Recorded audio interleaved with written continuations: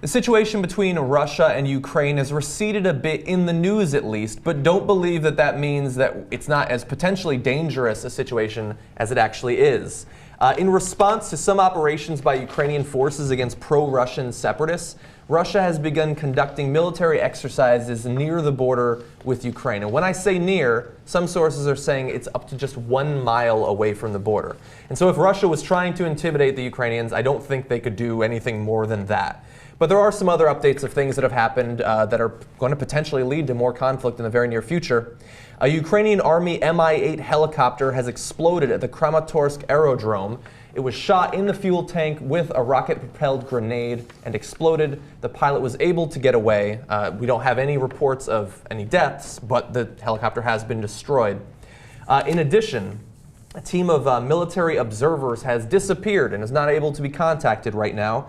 It's 3 German soldiers, a German translator, and military observers from the Czech Republic, Poland, Sweden, and Denmark. There's a couple of other things. Both of those obviously are not very good signs if you're hoping for, the conflict to simmer down. And I mean, just based on what I've been seeing, depending on where those guys were, I mean, there could have been, sort of these what feel like mercenary soldiers, but just citizen soldiers, people dressed up on either side that could, depending on what they believed these guys were doing there, taken them or where they are, because there has been... Right, but let's not forget that most of those are not really mercenary soldiers. They're definitely Russian troops. We've got photo evidence of Russians in other situations. No, I just mean, and perhaps fittingly, there are also some pro-Ukrainian people who are just regular people and they're hiding there. I literally just mean the people with guns and hiding their faces. Yeah, and so the Ukrainians are basically coming back into the region, eastern Ukraine, and saying, hey, wait a minute now, we're not going to let you take these government buildings, etc. They've got an actual embargo on a particular city, and they've surrounded it, and they said nothing else is going to go in, and until you guys surrender and we get our city back. And they consider this an anti-terrorist operation. Of course, everybody thinks that whoever's opposed to them is a terrorist. 5 people have died, and the Russians are now turning around and saying, if there's any more provocation, we're coming in. Okay, we will not allow these guys to create violence in the area or use force against civilians. And one of the things I think we have to be really careful about, and the helicopter story is one of them, we have to be careful about manufactured provocations too. Right. If there's an attack inside a military base and claims of this or that, we don't know what is or isn't true, but it could become the pretext for, and I'm not saying that isn't a true story, I'm just saying there's a lot we don't know, and even something could be manufactured in order to give the Russians a pretext to escalate or whatever else might happen. So now, look, there's tremendous propaganda on both sides, okay? And that's the case usually in most of these kind of conflicts, but in this one, boy, it's been flying back and forth. In this case, since it's the Ukrainian helicopter blown up, I don't see what the Ukrainians gain out of it because they don't want to start all-out hostilities with the Russians, right? Yeah. So it's either the Russians... that they want more support from their allies. They want the U.S. to get involved more. It's possible.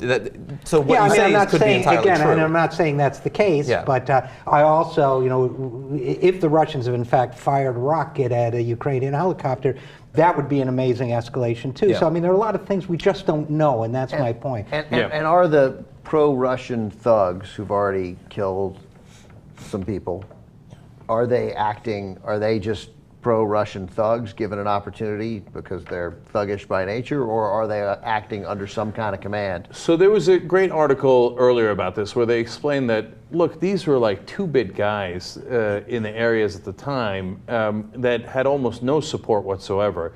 So when all of a sudden guys with the same uniforms, the same weaponry, the same helmets all show up, that was organized. That's definitely right. And so that's not like, oh, hey, it's a group of thugs that used to be in the area, etc. Right?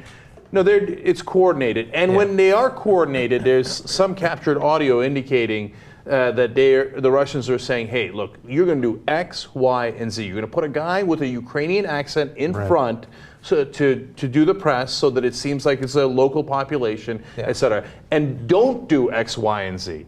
So when they go beyond a certain line, it appears that would also be on purpose. But yes, of course, it's incredibly chaotic, and of course somebody can go off the reservation and not necessarily be ordered by the Kremlin. If this military machine is not stopped, it will lead to greater numbers of dead and wounded.